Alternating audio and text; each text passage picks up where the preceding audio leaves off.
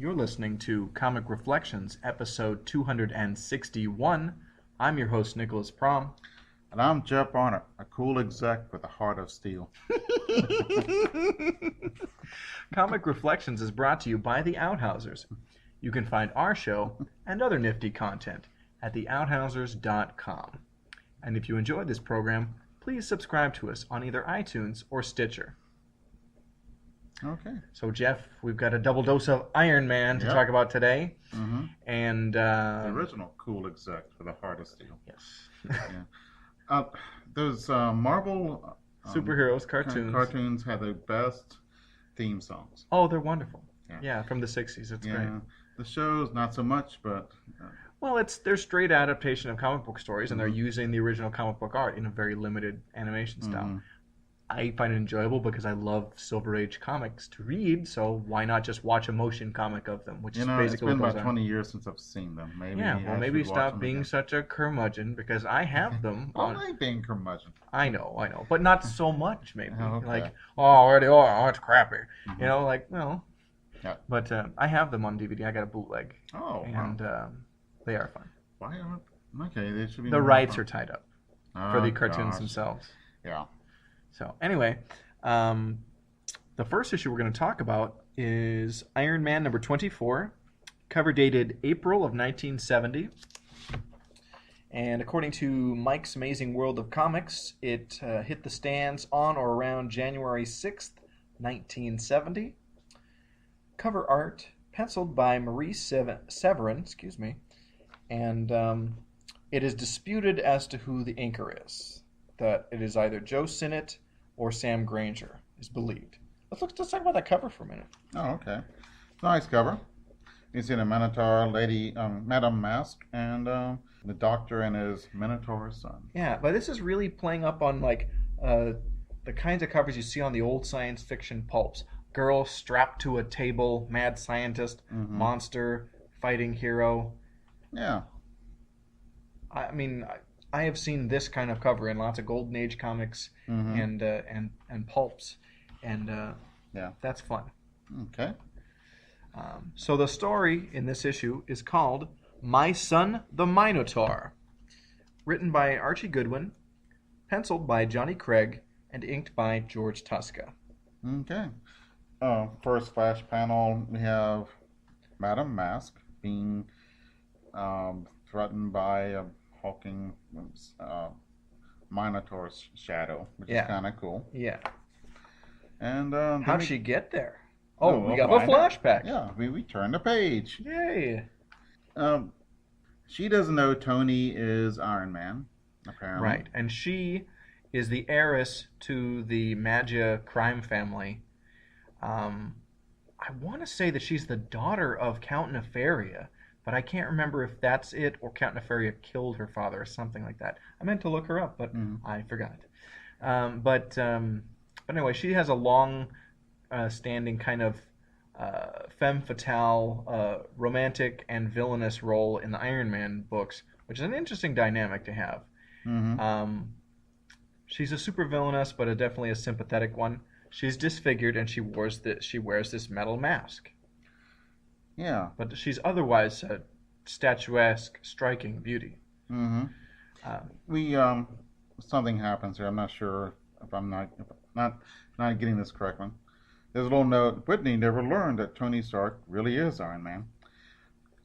Iron Man is carrying Whitney. Yeah. And in the previous story, she is under the impression that Tony is impersonating Iron Man, just wearing the armor. That's right. Okay. Yeah. Well, which the joke's on her because she couldn't believe, that he would be Iron Man. So, well, that's kind of interesting. Instead of a nebbish, dorky Peter Parker, Tony Stark is this playboy. You wouldn't think a playboy would be a superhero, right? That's why Bruce Wayne is such a great secret ID. He's like Hugh Hefner solving crimes or something. You just wouldn't think that. But so that's kind of what's going on, and I guess in the ensuing battle, Jasper Sitwell was there too. I don't know what the whole context of that previous issue was, but anyway, she washes up on shore and was found by this mad scientist and his son, who is a Minotaur. Great. All right, then we go to a collector of stolen goods. He collects artifacts from S.H.I.E.L.D., which is, I would think, a bad idea. Like, I don't know, collecting poisonous snakes or stamps or something. But yeah, it's sort of, let's make this super secret organization really mad at you. Yeah, or like way to just like, yeah, if any people knew you were collecting this, A, you're gonna get your shield mad, or maybe you'd have people like AIM or Hydra come after you, looking for maybe ways to infiltrate shield or get their secrets. It's not really a good place to be. Right. But shield comes and I don't know. They probably just beat him up or something like that. Yeah. So they find and says, "Oh, here's a shield. Here's a mask of Madam Masque." So wonder what's going on with that. They say, "Oh, we found Tony's and let's see, someone else's fingerprints on it." Right. And Jasper Sitwell, Shield's very capable resident wiener, is in love with Whitney Frost, and he's trying to track her down because obviously he cares about her well-being.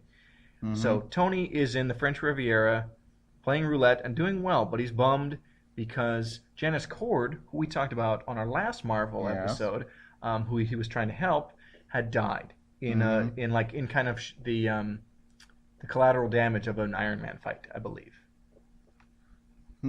Yeah. Well, he wins. Yeah, he wins it all, and then he just gives it away, and he's bummed out. And here comes Jason Sitwell and Jasper. Jasper, excuse me, goodness. I don't know a Jasper. Do you? No. I never. Okay. In westerns, they would refer to like, oh, this Jasper, as a random guy. Okay. But Jasper wants to talk about Whitney Frost, and who is Madam Masque? Yes. Yeah. With Tony Stark. Yeah. Because he figures that Tony has some clue to her whereabouts, and he's not wrong. Well, yeah. What I wonder is, does Sitwell know Tony is Iron Man? I am not sure. I think that is left rather ambiguous. Surely they know. Somebody's got to know. Yeah. I'm sure that... Oh, Nick Fury. Nick Fury. God, I couldn't think of his name. He should know. You would think. Yeah. But sometimes the ambiguity can be fun.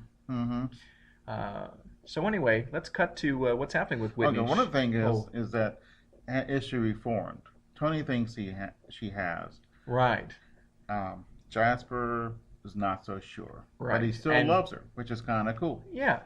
And I don't know what the impetus, I don't know the scenario of him falling in love with her, if she reciprocates it or what, but I know she had a romance with Tony. But anyway, she was rescued and is in the island home of Dr. Violac. Oh, I'm glad you pronounced it first. I had no idea. Yeah. And he's trying to fix her. The good doctor's trying to fix her face. So he says. Yes. And I guess it's not island home, it's by the shore. Right. In the Aegean Sea. Right. Near Greece. Yeah. So he's talking to her and he's trying to tell her he's convinced he can help her. And then he leaves her for a while and he goes down into the catacombs of his home where his son, the Minotaur, is... Miklos is his name. Miklos, yeah. What else would you name him? Yeah. Minotaur. I don't know. Bully or something. Sure. Yeah. Ferdinand.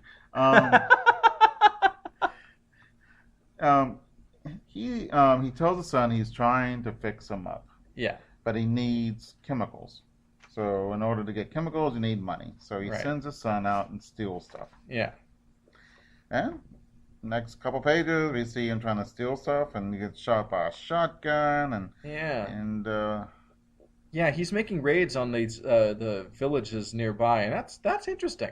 Yeah, and he's getting ticked off that everyone hates him because he's a Minotaur. Well, maybe, people are going to be freaked out by your appearance, but maybe if you come busting through the walls like Kool-Aid Man, people aren't going to be too thrilled with you. I don't think I'd like Kool-Aid, man, if he busted through my walls, even if he had Kool-Aid. Right. Although I did like the commercials. They We are need fun. Kool-Aid. Oh yeah. But they They- don't do that. I haven't seen a Kool-Aid commercial in a decade or two. it's a product that sells itself. Huh, yeah. Um, I'm But getting yeah, I remember Kool-Aid Man from the 80s. I don't remember him really, past the yeah. early 90s. As I get older, I don't say it's been years. I'd say it's been decades since I've done this or that. And Yeah. so, Wow, must make you feel really old. yes, it does. All right. Another origin story. The Doctor is in, I guess, Minos. I guess he's a widower, hmm so that's an important piece of context. He finds the secret formula for making Minotaurs. And his son is is sick and gonna die, and he uses the Minotaur formula to heal his son, and it does, but it works too well, and it turns him into a monster. Yeah. The son is, kind of upset about it. unsurprisingly, not too thrilled. hmm Yeah. So, It's like if you were terminally ill, but the only way to make you to keep on living was to turn you into a man monster. Would you accept the treatment, Oh, or would you just depends I'd upon rather it. die? yeah, I wouldn't want to be Swamp Thing. Maybe I don't. Yeah. But the Thing, the Minotaur. I mean, would I eat grass? Oh, gee, yeah, I never thought about that. Yeah. That's sort of. Would it be wrong for a Minotaur to eat a hamburger? Oh, that's weird. Yeah, this is a lot of things that would never even Yeah. occurred to me. Mm-hmm. The Hulk.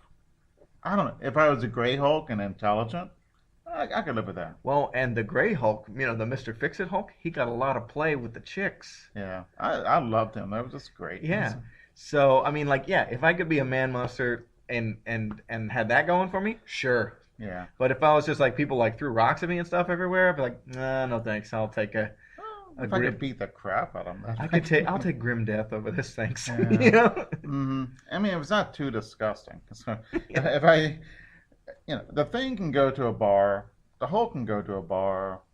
Swamp Thing, maybe not. Well, Swamp Thing is mean, this elemental, force. It's Yeah. different for Swamp Thing. Yeah. But I'm trying to think of other famous monsters. well, the Man Bat, the Lizard. Uh, I wouldn't want to be either one of them. no. That would suck. Yeah. Yeah, there's more of these, but Right. yeah. Okay. Oh man. I think we've settled this. Yeah. No, talk about your Matchbox ad. Oh, that's kind of cool. It's got a car city in your room. I would love to have this. Yeah, when I was it's a kid. these little plastic case that you mount on the wall and you put your Matchbox cars in. I'm sure it's cheap as crap. But Oh, sure. I'd I'm like, love- really? I just put Matchbox cars in a shoebox. yeah. And actually, I had Hot Wheels cars, not Matchbox. Matchbox was like the Kmart of toy cars, even when I was a kid in the 80s. Okay. Yeah. Yeah. Oh, and you can sell grit. No thanks. Yeah, no thanks either. Okay, so back to Iron Man. So Iron Man goes to Greece and tries to figure out where Madame Masque is. And let's see, we see the Doctor pawning himself off, Yeah. and that Miklos has stolen. yeah, and he's just doing cheap and pawning. He doesn't have it's almost not even a fence. It's like he's going to the pawn shop, which is kind of. It's kind of weird. If you have a son who's a man monster, don't you think you should be trying a little harder with the super villainy? He's just going into villages and busting up bars. Man, you know what? Location. Yeah. He's wanting the seclusion to do his evil mad science, Mhm. but he's in a place with the economic status is so low. No Mhm. wonder he's unable to get what he needs. You ought to steal a boat, then go to an island with a bank, Yeah. and then take that, and then you're good to go. I think this is very interesting speculation. Mm-hmm. Also, but if it's a Greek bank, what's the point? Yeah, yeah. I love the face of the Minotaur there. That is a great expression. Yeah. Yeah, but he's talking with his I'm father. concerned. Moo. I don't know. Moo. But anyway, so he's there conferring about stuff. Iron Man is going around the island, and of course, he's low power. He searched Yeah. all day, and then he stumbles across the Minotaur, and then they Yeah. fight. Look at this picture of the Doctor. Isn't that very EC like? Well, EC yeah, the penciler on this book is Johnny Craig. and you used to work for EC, Yeah. and it's Um, very cool. yeah. So little glimmers of his EC work are showing through here. Not as much as I would like, but unfortunately his style just didn't translate well to superhero stuff. Unless you have a mad scientist. Yeah, I mean, I think it really worked. You know, he's a guy that worked for like uh, tense drama type stuff, Mm-hmm. crime and horror stuff. He was great with. Um, I like the Minotaur though. yeah, no, it looks Mm-hmm. cool. Yeah. I love puny humans. I Yeah. wish if I was a monster, I'd say that all the time. Well, you know, why wouldn't you? That's Yeah. so great. I'd put it on a bumper sticker on my car. Yeah, I mean, that's one of the perks of being a monster. Mhm. You get to say things like that. Yeah. All right. So Iron Man finds the Minotaur and he tries to reason with him, but they get into a big fight. In the very Marvel manner. Yeah. And it's a good fight. Iron Man, as you said, his power is weakening, which is a common trope in Iron Man.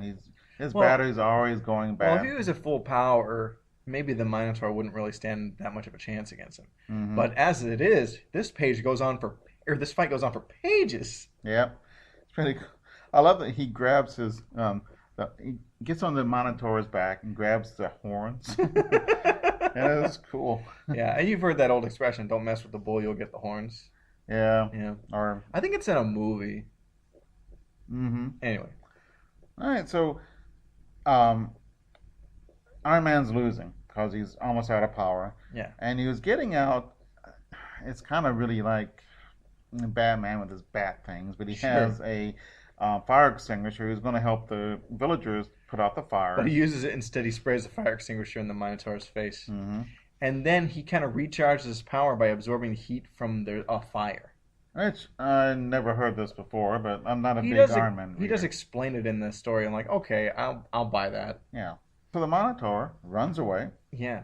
So, meanwhile, back at the lab / house, Mhm. Dr. Vriolak is talking to Whitney Frost, not a Masque, Yeah. and giving her really the hard sell on taking this potion they'll turn her into Minotaur, but he's telling her will, Cure her. yeah. She says BS on that. Yeah, she's like, you're pushing really too hard for this. Mhm. I think I am deserving of answering Yeah. some questions. I love her outfit. Yeah, it's sleek. It's very like the Emma Peel Avengers Mhm. kind of costume, which is a great kind of costume. Actually, she's even got Emma Peel hair. Yeah, I'm sure that was not an accident. Probably not. Diana Riggs is in Game of Thrones. Did you know that? I didn't know And that. she plays this really old character because she's old, Yeah. and she's one of my favorite characters. She's great. Cool. She's really I'm- acerbic and a smart aleck, and it's great. So, I am pretty far behind on Game of Thrones, so. okay. So anyway, Jasper Sitwell shows up, Mm-hmm. and the Minotaur. Yeah, at the same time. And Sitwell is knocked out by the doctor with a candlestick in the study. No, really. Yeah, the candlestick. Oh, People have them. yeah. Not as much now, but. Mm-hmm. All right. So anyway, so Sitwell, Minotaur, and Whitney all being taken down to the cave.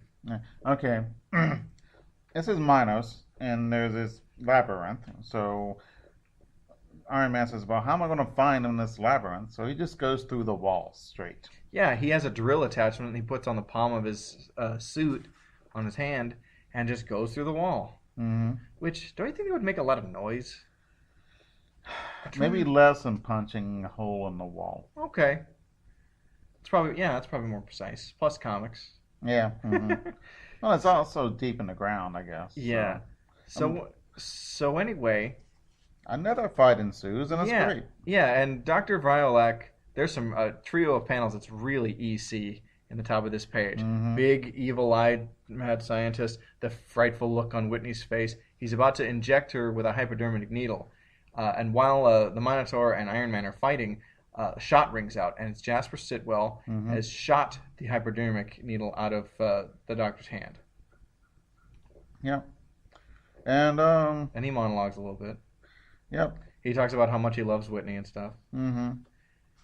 Yeah, and unfortunately, the fighting between the Minotaur and Iron Man has shattered the pillar to the cavern, so they're gonna the cavern wall is the ceiling, excuse me, is about to fall down on them, and so Iron Man's trying to get everybody out, and the Minotaur realizes that even though Whitney is ugly as sin, Jasper loves her, Yeah. and which is kind of sweet Yeah. and nice. And he thought he was miserable and lonely, and but like if someone was could care for her, then that's more important than him getting to live.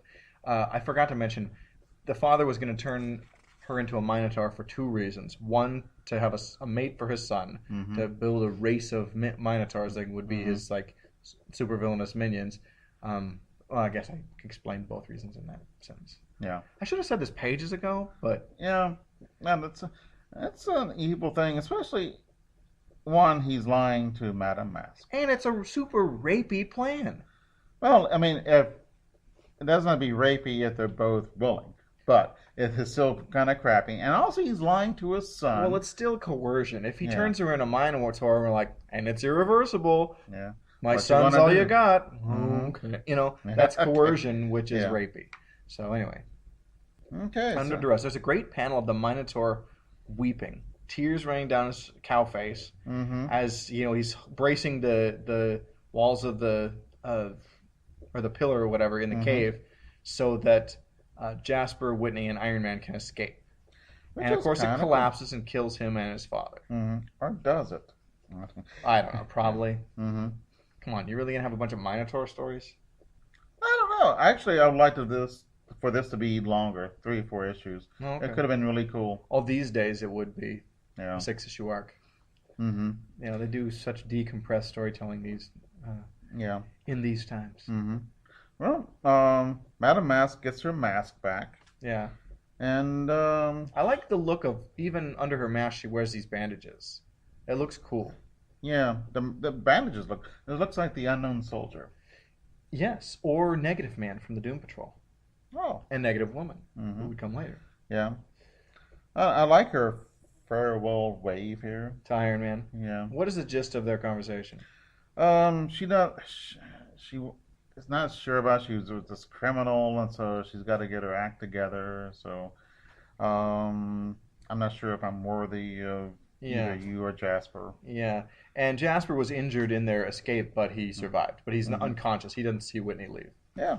Oh, pretty good little episode. I mean, issue here. Yes. I enjoyed it. Yeah. All right, so we're going to take a promotional break, and when we come back, we'll be talking about Iron Man number 37.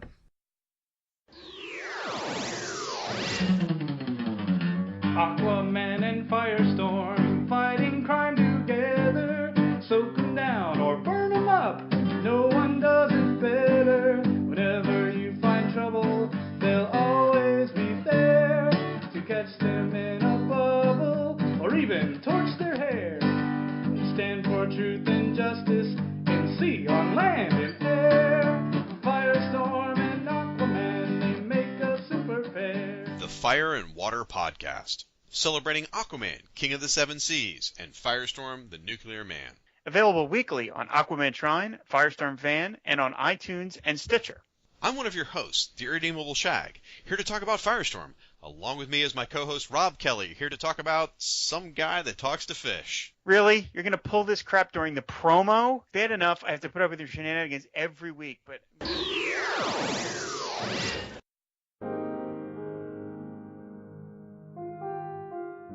Black Canary. I'll need a sparring partner. I'm Zatanna. Why do you care about some leggy dame in nylons? Or have I answered my own question? Ladies and gentlemen, it's time for matchmaking. Black Canary and Zatanna, together in one podcast. I'm Ryan Daly, and I've got a thing for superheroes in fishnet stockings. That's why I started Power of Fishnets, the Black Canary and Zatanna podcast. Join me every 2 weeks as I celebrate the Blonde Bombshell and the Mistress of Magic in their exciting adventures published by DC Comics. Power of Fishnets, available on iTunes and at fireandwaterpodcast.com. And we're back. So now we'll be talking about Iron Man number 37, cover dated May of 1971. And according to Mike's Amazing World of Comics, it hit the stands on or around February 2nd, 1971. Cover art was penciled by Marie Severin and inked by Sal Buscema. Let's talk about this cover for a minute. Tony Stark is lying on his back. What's the guy's name? That's Kevin O'Brien. Kevin O'Brien. Sounds French. No. What? I'm joking. Oh. It's so obviously an Irish name. Yeah, well, and also in the way he talks in the indeed. comics. But anyway. And he's going to die unless Kevin puts the armor on Iron Man. Yeah. Tony. So, yeah. And on this, yeah. That's not a bad. It's looking down a nice perspective and point of view. Oh, no, the composition of the cover is really nice. Mm-hmm. Yeah, that's good. So the story in this issue is called In This Hour of Earth Doom. It was written by Jerry Conway, penciled by Don Heck, and inked by Jim Mooney. And I think this is some prime Don Heck artwork. You know, a lot of people aren't too crazy about him, but there are certain things that he's just wonderful at. I think he's great on Iron Man, and his run on the Avengers was terrific. Mm-hmm. Great splash panel. A crowd of people see Iron Man basically defeated. Mm-hmm. And he's been battling the Ramrod, which is this robot from space, and he works. He looks cool. He does. He looks Kirby cool. Yeah, I'm sure that is no accident. But and the whole concept behind the Ramrod, he is the vanguard of this group of robots and this organization. Was it the Shapers? Yeah. Or the Changers? The Changers, I believe. Yeah. And they're going to wipe the Earth clean and for a fee for this other alien race to take up residence on the Earth. And the people of Earth be damned. Mm-hmm. And the other robots that are under the thumb of, or the employ of the Changers are really cool as well. Mm-hmm. But they don't get as much screen time as the Ramrod. Yeah. And even the name is kind of implied. He busts through walls and things with his head. So pretty neat. Yeah. So there's panic in the streets. Yeah. Iron Man is stumbling around. He finds somebody's coat and he puts it on and he's trying to get to Avengers headquarters. I think it's this suit of armor is shot. He needs to go use a spare. Yeah. And it's not keeping his heart. I think he must have lost all power because it's not keeping his heart going. Yeah. He's in a lot of pain. He's stumbling around. Mm-hmm. Kevin O'Brien is almost hit by... Kevin O'Brien walks by, doesn't notice him, and Iron Man doesn't notice Kevin O'Brien. Which is a shame because Kevin would be very useful. Yes. Now, Tony walks out in front of a car and almost gets hit. Mm-hmm. Then he walks to his car and he drives to, I guess, his home. Yeah. So then we have the spaceship coming down. Yeah, it's above the Earth. Yes. And they're talking about it. It's the robots are kind of talking bad about humans. Humans are talking bad about... A bunch of robots are being led by the foreman, who is a human. Right. From Earth. No, he's not from Earth. He's a human from... So. It'll become clear as we go through the story, but he's not from Earth. Because the shaper, the robots from the Changers, they spared him for some reason on a planet that they devastated and wiped out. Oh, it's another one? Okay. Yeah. But he's human, so okay. Humans exist on more than one planet. Right. So anyway, they're going to destroy the Earth. And so we get a scene that took place earlier, an alien negotiating with these race of people that want to pay to have the Earth made ready for them. And do you see the resemblance that this guy, the deal maker, whatever his name is bears to Iron Man? Oh yeah, his clothing and all that. Yeah, it's Yeah. totally on purpose, and they call his name is like Mr. Sharp or something like that. Mm-hmm. And he's talking to these people who want the world turned into glass because they have suckers, and they prefer glass worlds. Sure. And called Standard. Yeah. So, and some decent looking ships. So Kevin finds, let's see, is it Marianne? Yeah. And who was going out with Tony before the Ramrod came, and she's worried about him. She doesn't know that Tony is Iron Man. Yeah, and Kevin is just trying to find him. So he gets a general idea of where to look for him. He goes back to, I guess, his home or the plant or whatever. Yeah, the Stark Industries complex. Yes, and finds Tony. And then Tony tells him, like, look, I got to get to the Avengers Mansion. I'll explain. Mm-hmm. And Kevin's protesting, like, we should take you to the hospital. He's like, no. This is the only place that'll save me. Mm-hmm. So, okay. And so meanwhile, the foreman and the changers land on Earth. Yeah, and that's a pretty cool landing scene, too. Yeah. And I love the inside of the ship looks great. Yeah. All these science fiction-y things, I gotta say, this is Don Heck doing Kirby proud. Mm-hmm. Very nice. If I give me a wish to draw something, well, I would like to draw machinery like Kirby does. Sure. I love that. Yeah. Ain't gonna happen. Wally Wood draws some pretty impressive inner spaceships and machines as well. Mm-hmm. So they send out 4 Doom carrier robots. Similar to the Ramrod. Yeah. But they look different. Mm-hmm. One's going to, 2 are going to either pole, north and south. Yeah. And one's going to China, I think. Okay. And let's see. All right, we'll go back to Tony and Kevin. Tony says you got to. Tony, and this is an important issue because Kevin finds out who Iron Man is. That's right. Tony has Kevin open up a compartment with a spare Iron Man suit, and he says, "You got to put that on me, or I'll die." Mm-hmm. And then, Tony says, like, "Yeah, because I'm Iron Man."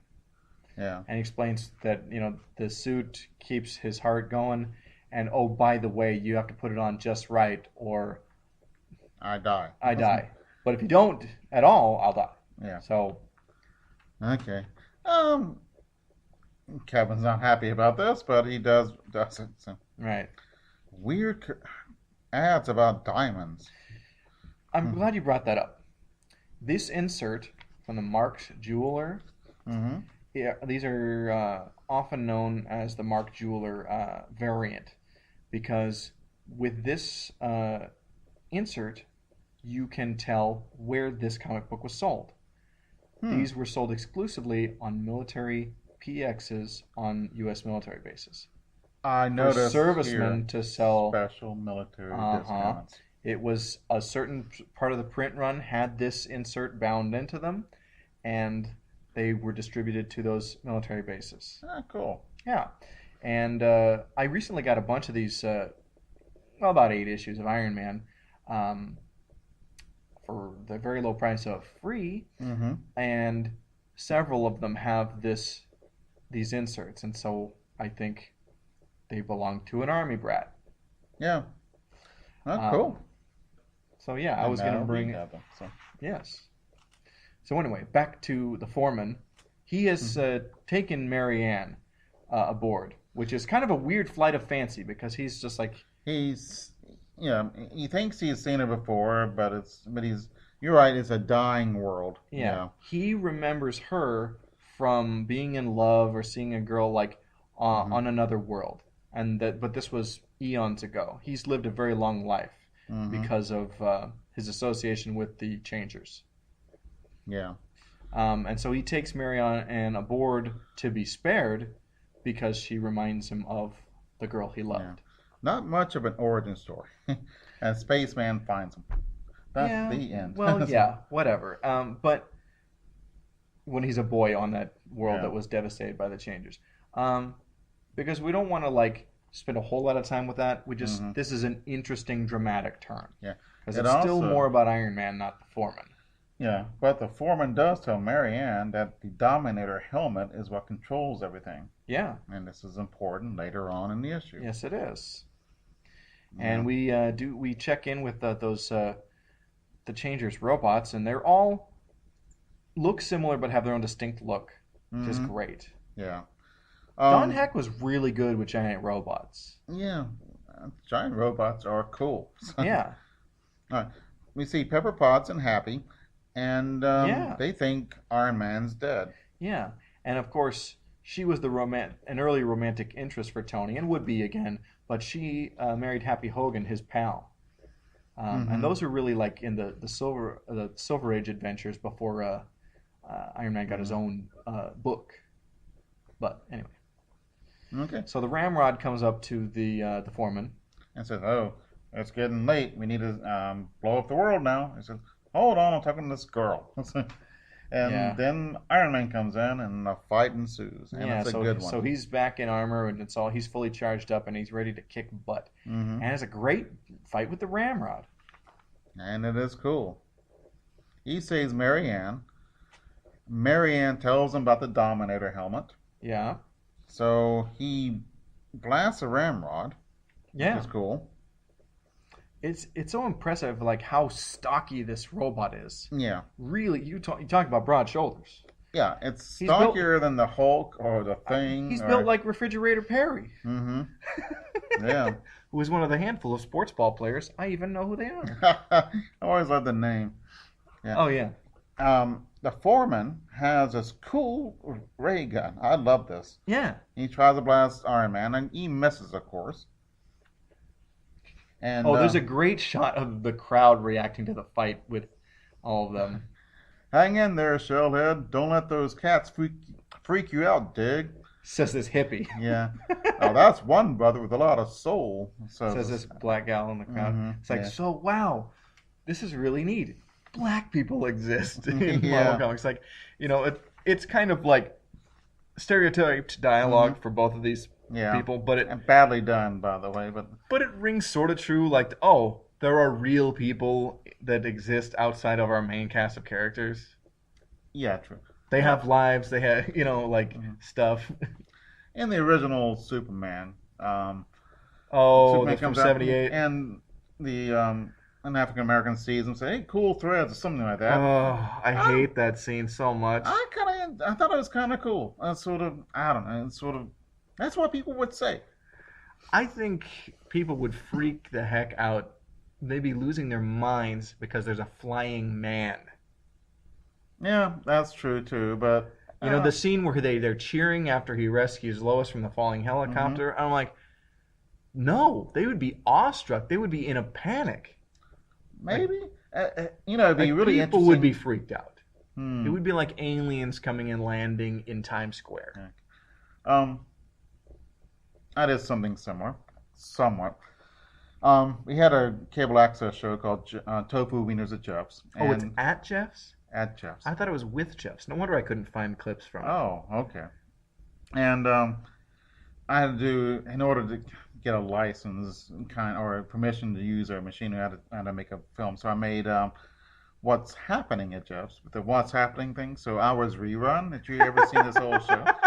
So we was going out, we was doing some basketball, and because that's what they do in the credits. Sure. And this black guy comes, "Hey, white rerun," because you were in the costume. Yeah, and everything. And it was great. And one of the guys says, "We did our job well. Our life is complete." It was cool. That is great. But I don't. It's always we can't tell Americans or the world about aliens. They'll go mad. Maybe or maybe not. I don't know. And that's a good question, and we'll never know because it's never going to happen. So you don't know that. But right, no, it's the probability. I mean, the distance alone. I mean, like as vast and expansive as our universe is, and the thousands of stars and many more worlds. There's got to be life out there, but it's so far away. The travel to other worlds that support life is just improbable. Yeah.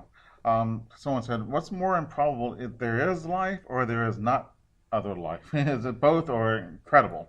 I would say the latter more than the former. I mean, like, but of even, course there is but both somewhere, but yeah, we'll it never should be. get in touch with them. It's so far away. Yeah, and it's I don't know. It'd be interesting to, although people get upset about silly stuff now, but I don't know. I think people are more resilient. It'd be interesting, but sure, we'll never know. I mean, if they showed up, we would adjust because that would be the new reality. Mm-hmm. So yeah. Anyway, Iron Man. Yep. He gets in a fight with the foreman. Yeah, and I guess he's already defeated the Ramrod. Yeah, he blasted him with the repulsor rays. Yeah, that did it. So Iron Man pretends like he's knocked out, and Foreman comes out, and Iron Man flies by and just takes the helmet off him. Mm-hmm. And then the foreman gets super old and dies because the helmet, we didn't know this, was what has kept him alive all that time. Mm-hmm. And so he has a tender moment with Mary Ann, and then Kevin's, I think he has an alcohol problem or something like that, right? Maybe. Well, he is Irish. But don't punch. Oh boy. Yeah. But I mean, he's all sad. He's Iron Man saved us this day, but what about you, Kevin? Who saves you? Right. Well, and also, now he's got this heavy burden of knowing the secret identity of Iron Man. Mm-hmm. And we've seen Kevin before, like years ago. We did some Iron Mans and talked about it. Yeah. He showed up, and he will again in the next. He's kind of a Debbie Downer. I don't know. He's okay. Yeah. So one thing I wanted to mention in the letters column, there's a fan letter from Dave Sim, who, of course, a few years after this came out, was the creator of Cerebus the Aardvark. Oh, that's a long one too. Yeah. Well, he certainly had a passion for comics. Yeah. And there's a fun house ad for the Submariner. I love this. It is great. The Submariner is looking really mad, and I forgot the bad guy here, and his gal friend is it's a Lady Dorma. Yeah. And who was that? Atuma? Maybe. Yeah, that's Atuma. Cool. Yeah, that's really neat. Neat. And one must die.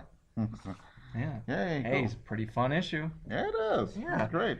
So, as I've been getting in a habit of doing, I want to read another one of our iTunes reviews for kind of to close the show out. And this one comes from C.A. Laser Dwarf. I wonder if that's his real name. Probably not. Oh. Wouldn't that be great, though? Yeah, it would be. He calls us an informative look at comics past. He goes on to say, or to call us, a fun show looking back at yesterday's comics. As well as discussing interesting stories, Nicholas Prom brings a lot of trivia about the comics and industry to the table. Thanks for a good show, guys. Oh, cool. Yeah, that's fun. Yep. Well, I guess that's it for today. Yes. Until next time. We'll see you in the funny pages. Stop and listen! Stop and listen to me! Listen! Listen! Listen to me! They're not human! Everyone! They're here already! You're next! November 4th, 1988. Earth is invaded by an alien alliance composed of several species, including the Dominators, the Kuns, the Tanagarians, and the Durlans. And they want our superheroes. Even though Australia has been decimated, the United Nations response is unequivocal. Drop dead. First Strike, the Invasion podcast, takes you back to that moment in time and covers the entire Invasion DC Comics crossover. Issue by issue, tie-in by tie-in. Join Bass and Siskoid at fireandwaterpodcast.com or on iTunes. First Strike, the Invasion podcast, a proud member of the Fire and Water Podcast Network. Remember, Albert.